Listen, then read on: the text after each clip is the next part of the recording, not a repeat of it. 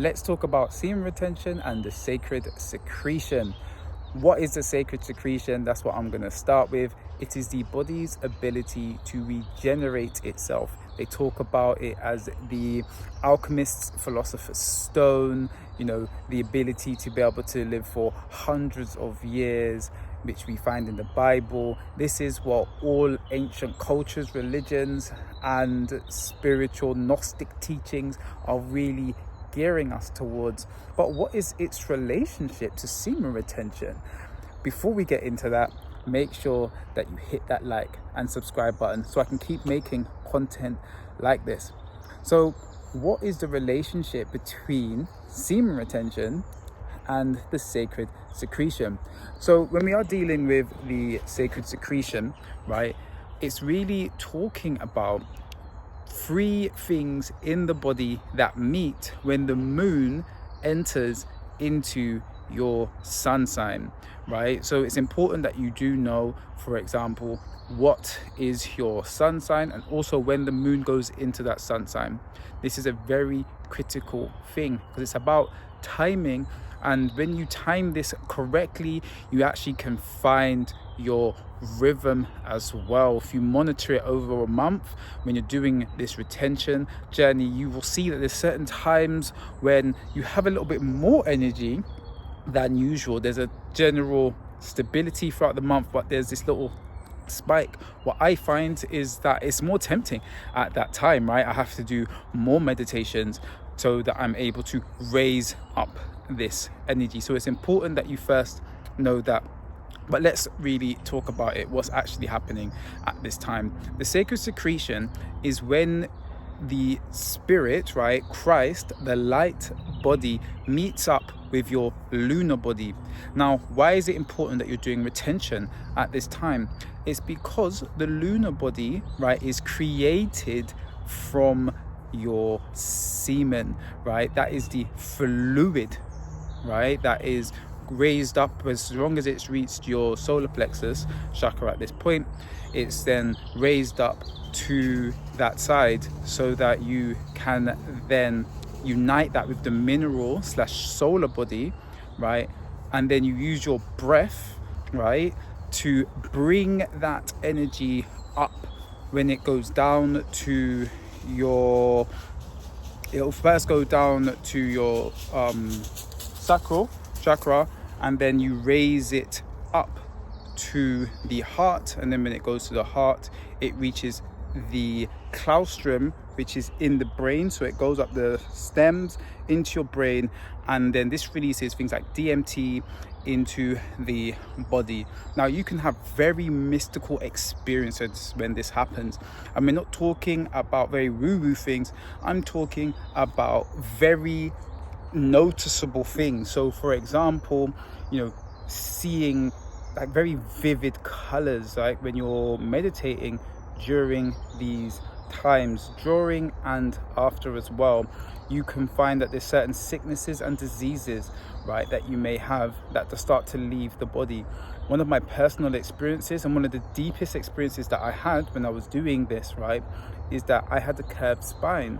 And I know this may sound wild, but I remember one day I was just stretching. I was deep within this journey, taking deep breaths, doing this stretching.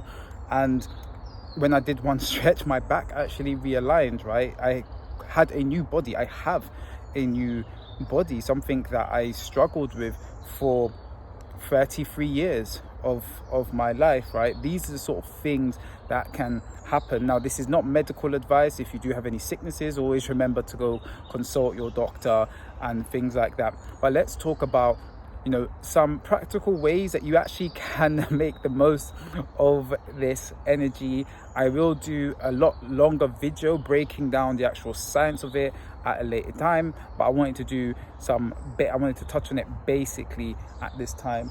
And then also I will be releasing a basics of astrology course as well, which I'll be putting for free on the YouTube, just so that you guys can really start to tap into this energy. Because especially if you're dual cultivating, you have got a partner, you're going to find that every once in a while you may release, right? But understanding the times when you need to just completely step away from any sexual activity is going to make sure that you don't lose this power, you don't lose the energy, right? Because you've got the right rhythm and the right timing. So first thing to do is to work out what your sun sign is. Second thing to do is to work out when the moon goes into your sun sign. Now, what I would suggest is during that time, make sure that you are not taking any alcohol. If you do drink, right, in general, you shouldn't drink that much. But if you do drink and you're doing that within reason, during this time, you want to be very strict with yourself. You want to be strict with your sleeping routine. You want to be strict with like your working out, making sure that you're stretching, making sure you're not eating too much, not too much sugar, things like that, a lot of water. If you really want to make sure you're getting the most out of it, I would say go to like a 1 meal a day way of eating, and then just drink water, right? And maybe put some salt and electrolytes in it. Throughout that, definitely make sure that you're out in nature if you can during this time, that you're being really relaxed, and then you are having some really deep breathing throughout the day. You're really focusing on programming your mind during this time to manifest what you want. If there are any things that you really want to manifest, especially if it comes down to things within your own body, I would definitely program yourself during this time.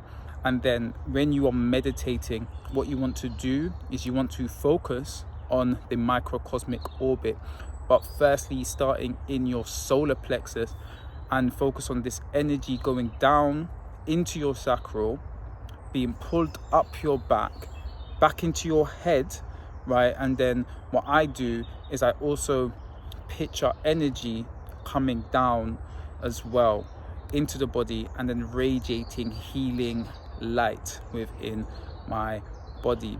Now, this is such a critical practice when you're doing semen retention.